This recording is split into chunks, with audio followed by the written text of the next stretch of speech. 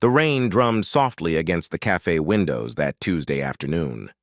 Robert Mitchell sat alone at his usual corner table, staring into his coffee cup as if it held answers he couldn't find anywhere else.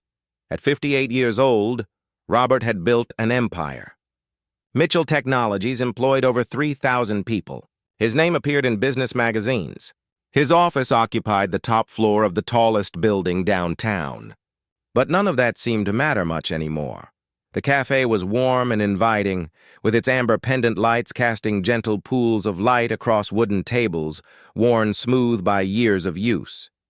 Robert came here every Tuesday now, always sitting in the same spot, always ordering the same black coffee. It was the only place where no one expected anything from him. He loosened his tie slightly. The charcoal suit he wore still felt too formal, too heavy. Everything felt heavy these days. Robert had lost his wife, Margaret, 6 months ago. Cancer had taken her quickly, too quickly.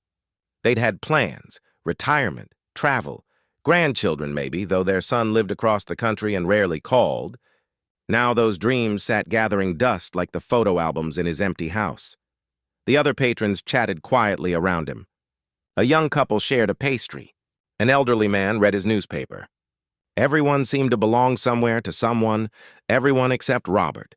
He took another sip of coffee, barely tasting it. Outside, the rain fell harder. He watched it streak down the glass, distorting the gray world beyond. Then he heard small footsteps approaching. Robert looked up to find a little girl standing beside his table.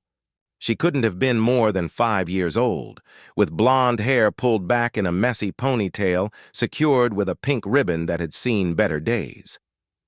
She wore a peach-colored dress over a white, long-sleeved shirt, and in her small hand she held a chocolate chip cookie, half-eaten.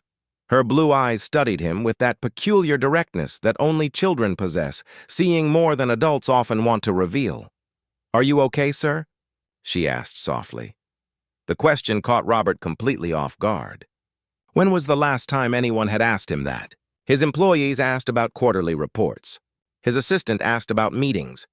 His son, on the rare occasions they spoke, asked if he was managing. But this child asked if he was okay. Robert felt something crack open inside his chest.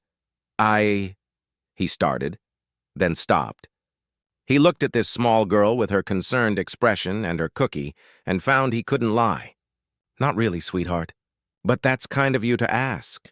She nodded solemnly, as if he'd confirmed something she already suspected. Then, without invitation, she climbed onto the chair across from him, setting her cookie carefully on the table. "My daddy says it's okay to be sad sometimes," she said. "He says feelings are like the weather. Sometimes sunny, sometimes rainy." Robert felt his throat tighten. "Your daddy sounds like a wise man." "He is," she agreed matter-of-factly. Then she pushed her cookie across the table toward him. "Cookies help." "A little bit," a smile tugged at Robert's lips, the first genuine smile in weeks. "I don't want to take your cookie. We can share," she said simply. She broke the cookie in half, the pieces crumbling slightly, and pushed the larger piece toward him. "Sharing makes everything better." Before Robert could respond, a man's voice called out, "Emma!" "There you are!" A younger man approached, perhaps in his early 30s, wearing jeans and a work shirt with a construction company logo. His face showed alarm and apology in equal measure. "I'm so sorry, sir," the man said quickly. "I hope she wasn't bothering you." "Emma, honey, you can't just wander off and talk to strangers." "But, Daddy," he looked sad, Emma explained, her voice earnest, "like you did after Mommy's accident." The man's expression softened, and Robert saw a familiar pain flash across his face, the look of someone who understood loss intimately. "She wasn't bothering me at all," Robert said quietly. "In fact, your daughter just showed me more kindness than I've experienced in quite some time." He extended his hand. "Robert Mitchell." The man shook it, his grip firm and honest. "David Chen, and this is my daughter Emma." "Please join me," Robert said, surprised by how much he meant it. "If you have time?" David hesitated, then smiled. "We've got time. It's our Tuesday afternoon tradition. Coffee shop after preschool pickup." As David settled into the chair beside Emma, Robert learned their story. David's wife had been in a serious car accident 2 years ago. She'd survived, but faced a long recovery and permanent limitations. David had taken over most of Emma's care while working construction jobs and helping his wife through physical therapy. Some days are harder than others, David admitted, watching Emma finish her half of the cookie. But this little one keeps me going. She's got her mother's heart, always noticing when someone needs a friend.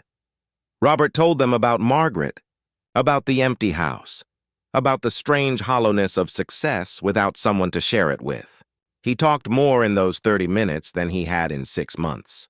Emma listened intently, occasionally offering observations with the profound simplicity that only children possess. "My mommy can't run anymore, but she still gives the best hugs," she told him. "Maybe you need more hugs." Robert laughed, a real laugh that seemed to surprise all three of them. "You know what, Emma? I think you're absolutely right." When it was time for them to leave, David wrote his number on a napkin. "We're here every Tuesday," he said. "Same time. If you ever want company—" Robert took the napkin, folding it carefully. "I'd like that. Very much." Emma gave him a small wave. "See you next Tuesday, Mr. Robert. We can share cookies again." After they left, Robert sat for a while longer, but the cafe felt different now. Warmer somehow. The rain outside had softened to a gentle mist. He thought about Emma's words. Feelings are like the weather. Margaret used to say something similar, that storms always pass if you can just hold on through them. Robert had been holding on. But maybe, he thought, maybe it was time to do more than just hold on. Maybe it was time to reach out, to share cookies, to accept the kindness of strangers who somehow understood. The next Tuesday, Robert arrived at the cafe 15 minutes early. He ordered his black coffee and, after a moment's consideration, 3 chocolate chip cookies. When Emma spotted him, her face lit up like sunshine breaking through clouds. She ran over, David following with an apologetic smile that was becoming familiar. "You came back," Emma exclaimed. "I did," Robert confirmed, "and I brought cookies." Over the following months, Tuesday afternoons became the anchor of Robert's week. Sometimes they talked about serious things, loss and loneliness, and learning to live with empty spaces. Other times, they simply enjoyed the comfortable silence of friends who didn't need to fill every moment with words.